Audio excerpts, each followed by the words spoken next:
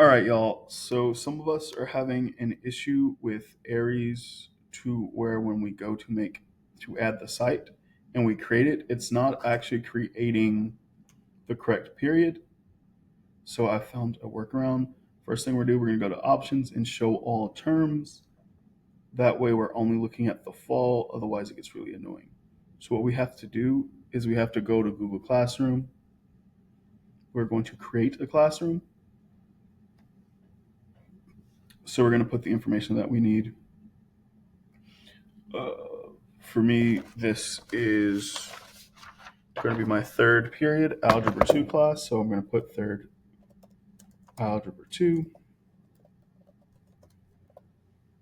Um, the rest of this is optional. I like putting the room number. So then we create. Takes a little bit. So boom, it's populated. So now I'm going to go back to Aries. This is my third period. It's Algebra 2. I'm going to add site. Instead of creating, I'm going to link. And then boom, it appears. I click it. Classroom successfully linked. The students are going to be processed. I can go back to the classroom. Oh no, there's no students there.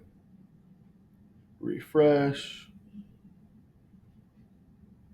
Boom, there's more students. It's going to take a little while, but eventually the whole class will be there.